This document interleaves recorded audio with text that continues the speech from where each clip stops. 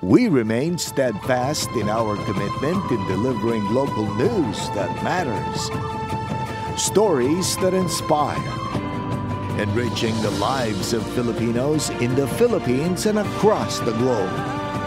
This is your GMA Regional TV. Buong puso para sa Pilipino. Ini ang GMA Regional TV Early Edition. Mga puso, bantayan sa GMA Regional TV Early Edition.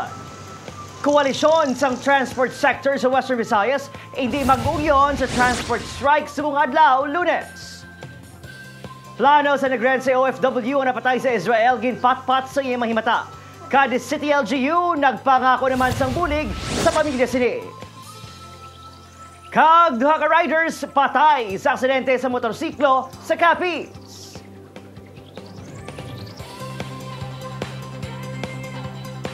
Hi there mga puso, good morning, good morning, good morning. Bugtaw na, you're watching GMA Regional TV Early Edition.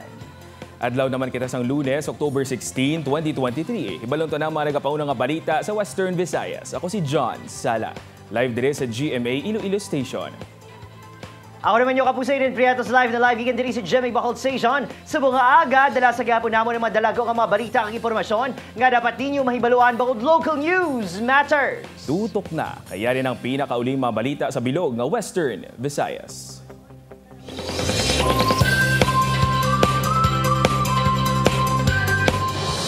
Mga puso, para sa ato nagapangunang nga balita sa buong Lunes, koalisyon sa transport sector sa Western Visayas hindi mag-ugyon sa transport strike sa buong adlaw. Modernisasyon sa mga PUV suportado sang koalisyon sa rehiyon. Ining gitutukan ni Kim Salinas. Nagpabutyag ang koalisyon sang transport sector sa rehiyon nga ginabugusan sang transport leaders, operators kag drivers sa Western Visayas nga hindi magupod sa transport strike sang malayang aligansa ng bus employees at laborers o kon manibela subong adlaw. Gani lauman nga manginormal ang dalagan sang pampubliko nga transportasyon sa ginpagwa nga unity statement sang No to Transport Strike Coalition. Nakasaad nga nagasuporta sila sa Public Utility Vehicle Modernization Program o kon PUVMP sang gobyerno. That's why nga kami, full support kami sa programa ng government for the implementation of the PUVMP. At the same time, willing ang amon nga mga membro pag-abot sa tempo nga scrappage program sila. This will benefit the operators, drivers, and at the same time, we create additional jobs like mga conductors, pouch dispatchers. Negapati ang koalisyon nga pinaagi sa PUVMP mangin masulhay ang pagbiyahe sa mga pasahero. Kung mag-ulan, kaluloy pasahero ta. Kung magtig-ilinit, traffic, kaluloy pasahero ta. Tanan aso, haklo. Diba? Kita nyo man ang aton mga traditional kung paano bumuga sang aso. Tiagwan tahon ta na. Sa datos, masobra sa 600 ka mga operators sa rehiyon ang nagsuporta sa modernization program. Angot naman sa mga isyo kung problema sa pag-implementar sa modernisasyon sa mga PUV. Handa ang koalisyon nga makigsugilanon kag magkonsulta sa mga stakeholders. Tinutuyo sa nationwide transport strike sa buong adlaw nga ipanawagan ang suspensyon sa implementasyon sa PUV modernization program kag pasugtan pa nga makabiyahe ang mga tradisyonal nga jeepney pagkatapos sang Disyembre 31 gamit ang ila professional authority. Kim Salinas para sa GMA Regional TV Early Edition.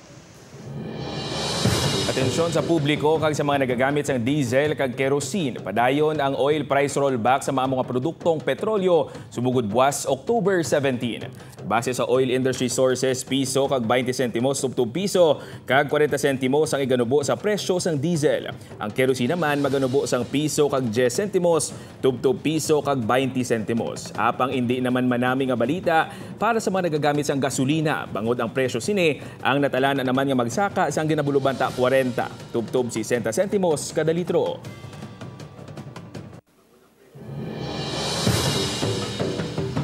Mga puso, plano sa nagrense OFW nga napatay sa Israel ginpatpat sang iya mga himata. Kada City Local Government Unit sa Negros Occidental nagpangako naman sang bulig sa pamilya sang biktima. Nakatutok Irene Pedreso. May plano pa kuntani nga magpauli sa ilabalay diri sa Calles City, Negros Occidental si Loretta Alacre, ang OFW nga isa sa mga napatay sa Israel. Ang ini nga kusina sang balay ni Loretta, ginpapalapad pa kung sa diin siya kuntani magaselebrar sang iya ay ka-50 nga kaadlawan sa iya nga natalana nga pagpauli. Excited pa tani ang pamilya sa iya pag-abot bungod 2015 pa, nila ulihingan na upod ang himata. Masubo para sa ilang imbis birthday. Haya ni Loretta diri mismo sa iya balay ang ginapreparahan sang pamilya. Gusto gid namon nga mga daladi sa kay tiway man para nga makita gid sa namon, ma'am. Kay pila-pila man katuig nga way namon sa makita. Pagbulig sa pamilya ang gindedekara ni Loretta sa iya pagkabuhi sa kalibutan. Gani masakit para sa iya kahinablusan nga batunon ang nadangatan sang ila ginakabig ikaduha nga iloy. Halos tanan gihatag ya sa amon, sa utod ya, sa mga hinablos ya. Hindi pagkikyapon namon ng baton, wala na sa. Walang gayagin ko na amang katama. Kaangay sa pamilya Alacre nagalaom ang mga kasimanwa ni Loretta nga tigayon nga mapapauli sa pungsod ang iya sini nga bangkay. Suno sa iya mga abyan sa Israel nga nagapakig-angot sa pamilya, nagapabilin sa morgue sa Israel ang bangkay ni Loretta. Ginahulat man ang resulta sang autopsy sang bangkay sini. Samtang ginkumpirma sang utod sini nga ang operasyon ni Loretta ang nangin palatandaan sa pagkumpirma sang iya bangkay nga na-recover sang kapulisan. Hambal sa mga asang pulis sa iya amiga nga naghatag to sang picture na ni Loretta nga na muna te sila sang pulis kun ano may operasyon te nagambal man nga may ara. Nagpasalig naman ang Calles City LGU nga magabulig sila sa pamilya Alacre sa tiun nga magabot na ang bangkay. Aileen Pedraso para sa GMA Regional TV Early Edition.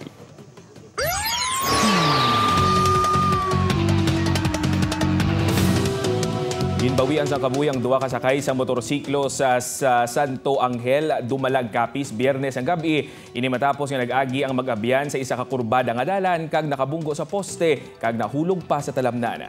Suno sa kapulisan nakaangkon sang patal nga pila sa ulong 31 anyos nga driver nga si Noe Adio kag ang 15 anyos sini nga backrider. Gindala pa sa ospital ang duwa apang gindeklarar nga dead on arrival. Suno sa investigasyon, madasig ang pagpadalagan sa motorsiklo kag madanlog ang dalan bangod sa pag-ambon. Nagbakal lang kuno sang burger ang duwa sa Dumalag kag mapauli na kuntani sa barangay Dangula, Dumaraw, Capiz sang matabo ang aksidente.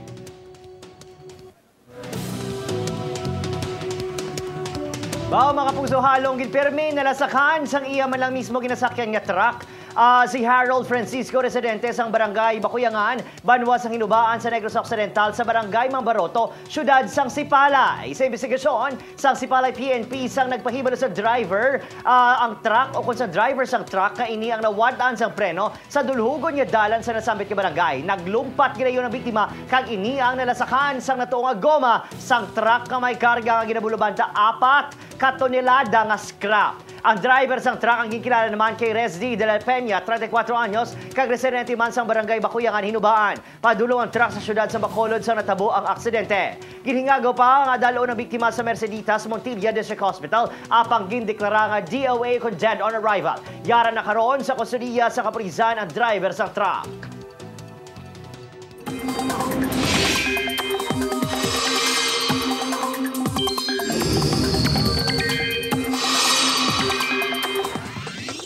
Mga kapuso, wala sang ginabantayan nga bagyo kung low pressure area sa sulod sang Philippine Area of Responsibility. Sa piyak sini padayon nga nagapaulan sa Palawan ang trough o kung ang extension sang low pressure area nga yara sa sulod sang PAR sa nagligad nga adlaw kag subong. Yara na sa West Philippine Sea sa kalayoon nga 980 kilometers na katungdan sang Central Luzon suno sa Pag-asa. Apektado naman sang northeasterly surface wind flow sa extreme northern Luzon samtang posible sa gihapon ang mga local thunderstorms sa iban pagingabahin sang pungsod. Subong agalauman ang pag-ulan sa pila ka bahin sang Western Visayas base sa rainfall forecast sang Metro Weather. Magapadayon ni kag manginlapnagon karon sa hapon. Posible ang heavy to intense rain sa pila ka mga lugar, gani mangin alerto sa pagbaha o kung landslide.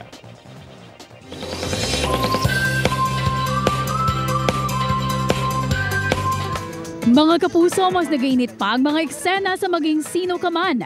Ang pagpakilala ni Dino bilang si Monique, mabaton bala ni Carding, handa bala siya nga tubango ng mga konsekwensya. Sa mas nagadamo pa nga kaaway ni Carding kag Monique, sino bala ang bago nila nga makilala nga kaapin. Ina kagiban pa nga maaksyon kagilig nga mga eksena ang bantayan sa maging sino ka man sa GMA Telebabad pagkatapos ang 24 oras. Mangin mas maaksyon mga kapuso ang gabi naton sa nagahilapit na gidlang pagwa ni Black Rider sa GMA Telebabad. Magatingob ang action stars sa nagalain-lain nga henerasyon. Kasubong na lang ni Zoren Legaspi, Gary Estrada, Kerr Legaspi, Badea Guiduchelli, Raymart Santiago, Monsur del Rosario, Joem Bascon, Raymond Bagatsing, Roy Vinson, Isko Moreno kagang primetime action hero nga magabida si Rudo Madrid. Sa Love Before Sunrise, liwag nga pagkitaan ni Stella kag Zarina ano balang matabong atensyon. Si Stella magaduda naman sa matutuod nga relasyon ni Atom kag Zarina. Ano pa bala nga pagpanggubang himuon ni Zarina kaganong epekto sini sa relasyon sang duha. Ina kagiban pa nga kilig nga mga eksena ang bantayan sa Love Before Sunrise sa GMA Telebabad pagkatapos ang maging sino ka man.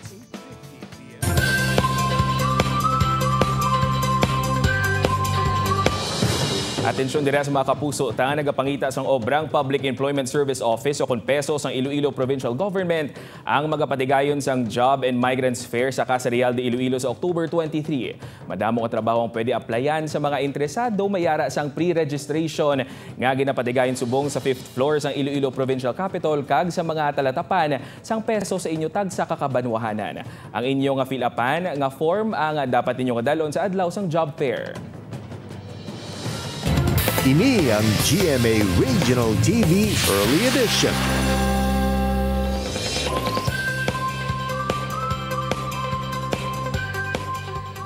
Madamo nga balatian ang pwede magtugas ang kamatayon sa isa ka tawo. Kag isa sa mga ginakakugmatan sang kadamanan mo ang cancer. Base gana sa datos sa mga health institution, iniyang nagapangaduha sa bilog nga kalibutan sa pinakadamo sang pasyente nga nagkalamatay.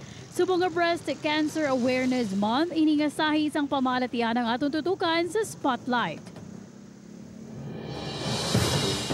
Sa sining nga mga tinion, makaupod ta ang Nurse 5 sa Department of Health Western Visayas kasi Sir John Richard Lapascua para atong diskusyonan ang pamalatian nga cancer. Good morning, sir, kag welcome sa GMA Regional TV Early Edition. Yes, good morning man, sir, kag sa tanan nga nagatanaw sa aton nga programa subong aga. Okay. First things first, sir, when we say cancer, ano ini nga pamalatian kag ano ang mga nagkalain-lain sining nga forms sang balatian nga cancer? So, ang magambal kita cancer, ang it means nga ang cells isang aton nga lawas, ang nagamultiply siya abnormally, it starts with the DNA or ang genetic makeup gid sang aton nga cells, sang aton nga lawas. And kung malfunction ina siya or mag-perform ang more than its function or intended function niya, nag-form ina siya mga abnormal cells. And then when these abnormal cells nagadamo or ang tawag nato naga-multiply, they tend to eat or gina-take over nila ang mga healthy nga cells. That's why it can occur in any part of the body, in any organ of the body, wherein kung din siya ma-start and mag-multiply, and may kita cases where it spread siya, no? Nag-spread siya sa ibang mga parts or organs of the body or nag-metastasize na siya, mga term natin. Okay. So bunga October, gina-commemorate ta, sir, ang Breast Cancer Awareness Month. Ano ang signs o kung symptoms nga dapat mangin aware na kita ngay base mag-develop into a breast cancer na nga balatian? Yes, sir, no. Actually, ang breast cancer, since physically makita natin siya ang breast ng isa ka tao, like sa males or sa females, easily ma-detect ina siya. So first yung mga signs, for example, may dimpling sa breast.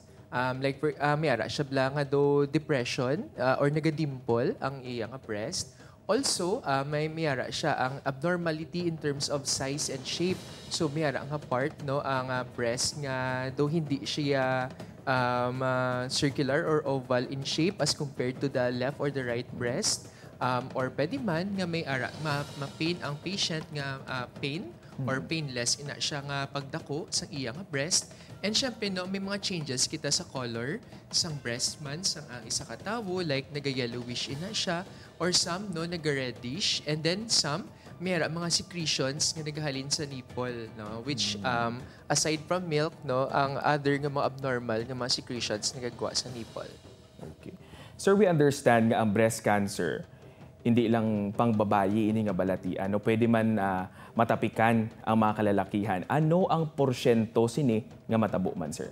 Globally, makambal kita no that breast cancer affects gamay lang gid nga populations ng males, roughly about 0.5 to 1% as compared to the females kasi sila gid ang at risk for breast cancer. Kaya this may be because sa ginbata kita, all of us have breast tissues. And then ang breast tissues kani amo ni siya ang makita naton ang naga-form sa mga milk ducts. And then nag-start no possible ang aton nga breast cancer. However, during puberty, ang females ang naga-develop sa ilang mga breast tissues. That's why they are more at risk no, of developing this kind of cancer as compared sa mga males. However, sa mga lalaki naman niya, ang hindi gid impossible no nga magka-breast cancer sila. Sir, in general, ano ang mga treatment nga pwede nato ni undergo especially for those nga mga nagasuffer na nga daan sang cancer? So first, no, it will depend kung diin located ang cancer and what type of organ.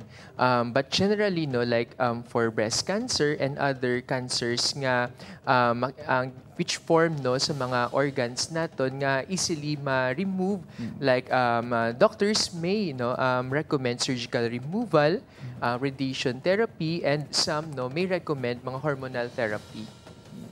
Sir, is there a way nga makalikaw kita sa cancer through sa aton lifestyle? Ano ang mga dapat nang i-avoid kag dapat naton obrahon? Actually, sir, no, very important kini na siya, sir, nga mapalaptan naton subong sa aton nga mga tumalanaw because ang pag-prevent sa aton nga cancer no is makuha siya naton by preventing the risk factors. So when we talk about the risk factors, mayroon na siyang natawag na modifiable kag non-modifiable risk factors. So for the modifiable risk factors, tobacco use, alcohol use, ang paggamit or exposure to mga ang carcinogens naton through diet, no? And mga non-modifiable risk factors naman like family history, like for the breast and cervical cancer, no, ang ilang sexual and reproductive health, no, like when sila first nag-menstruate, when sila first nagbusong, no, and the likes. So by preventing those risk factors, we can also detect and prevent also ang mga cancers naton. Okay. Sir, lastly, sir, basi may luyag kita'y palabot, panawagan ta na lang sa aton mga viewers dito sa Western Visayas. So, first of all, thank you very much, Kit, for giving the DOH this time. So, in behalf of our regional director, si Director Adriano Pisubaan, we always take time no to spread ang aton nga campaign no on the 7 healthy habits. So, first, move more, eat right, get vaccinated. Okay, there are also cancers which can be prevented through vaccination, like the HPV vaccination for cervical cancer and Hep B vaccination for liver cancer. Also, no, prevent or magpaglikaw kita sa mga substances like tobacco, alcohol, and illegal drugs. Take care of yourself, no, your mental health, as well as your sexual reproductive health, and prevent ang aton ng mga violence no, towards others. Okay. Thank you very much, Sir Richard. Kagabay pa, madamo kita na-educate kag na-inspire sa bunga aga.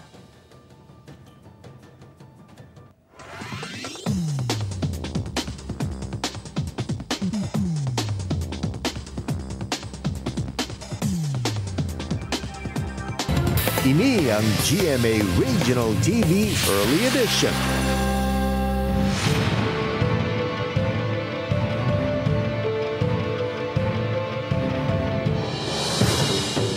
Lima ka nagapadalagan sang SK sa Barangay Kalumpang Molo ginpadalaan sang show cause order sang COMELEC bangod sa premature campaigning. Si Kim Salinas nakatutok.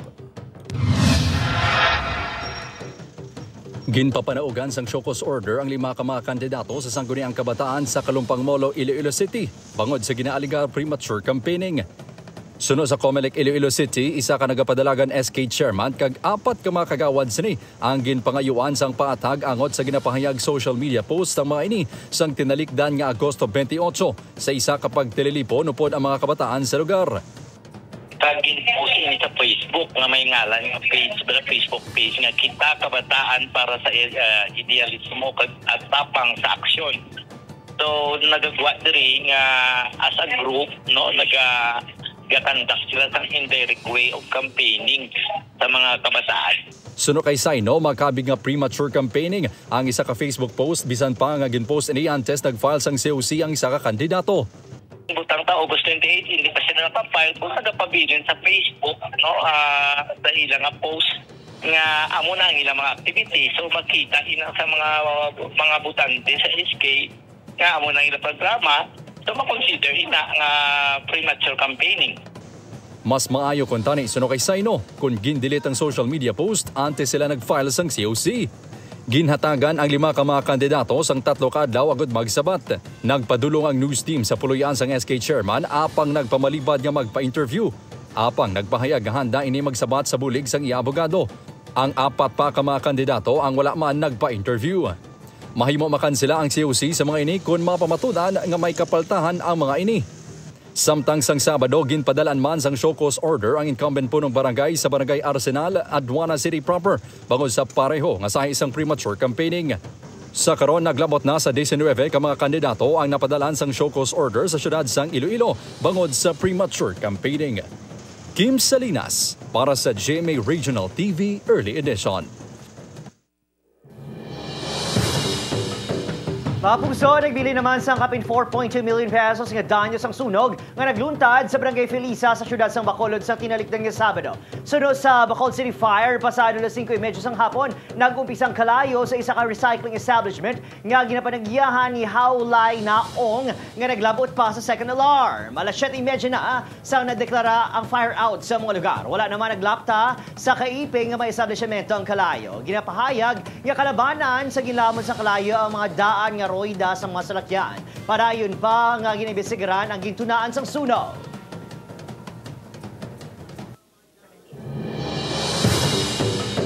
Mga puso, ari balantayan, magtuon kag mag-angkon sang income sa kawayan sa bulig sang mga experts. Ini ang pinaagi sa 23rd Bamboo Training and Seminar ngay patigayon sa Antipolo City sa Palabuton ng Sabado, October 21. Ang kawayan makapuso ang isa sa pinakamapuslanon nga tanom sa aton palibot. Ini ang sabat sa mga kinahanglanon sang tao pareho sang pagkaon, panapton pati manilisaran. Sa karon, isa man ini sa mga ginagamit nga construction materials sa pagpatindog sang mga balay, payag kag iban pa. Marasig ini nga magtubo kag kun ma-harvest na mas nagadamo pagid. Nagapugong man ini sa soil erosion gani pwede sini mapaganhagan ang malain ni epekto sa kalamidad. Kag magluwas nga pwede ini magamit sa landscaping, ini ang may kapasidad man nga magsuyop sang carbon dioxide sang 400 kapilo kag nagaproduce sang oxygen nga may 35% nga kadamuon sang sa mga kahoy sa kagulangan.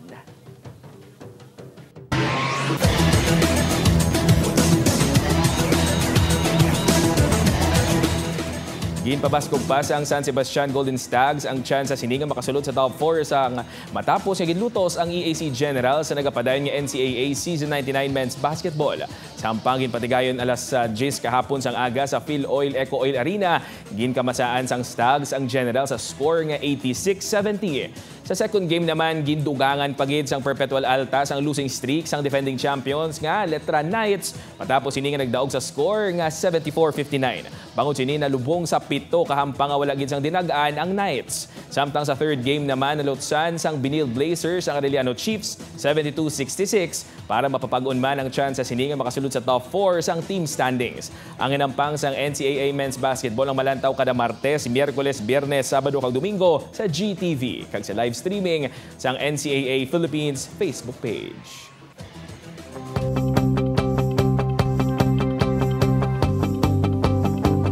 Ay mga puso, reminder sa mga Lunes, cancer man bala o kung anuman nga sahi isang pamalatian. Mayara gid nga hindi tamapunggan nga magtapik sa aton nga lawas. Pero mayara man niya pwede tamalikawan pinagi sa healthy lifestyle. Insakto na Adrian, sunog gani sa Dutch theologian nga si Desiderius Erasmus. Prevention is better than cure. Kag isa sa mga pamaagi para kita ang makalikaw sa pamalatian amo ang hindi pag-abusar sa aton lawas. Tandaan, hindi kita makina nga kung magbatsa gani, pwede lang nga islan sang spare parts. Kapuso, baw, 70 days na lang. Pasko na. Madaming salamat sa pagtutok. Diri sa amon sa GMA Regional TV Early Edition of the night kitahalin Lunes, Dugto Biyernes. May mo nyo malantaw aton nga episode sa www.gmaregionaltv.com kung mag-subscribe sa aton official YouTube channel, GMA Regional TV. Ako si John Sala. Kao naman sa Ired Prietos, bugos o puwersa para sa mas lakong misyon, kag mas masangkad nga pagserbisyo sa pungsod. Good morning!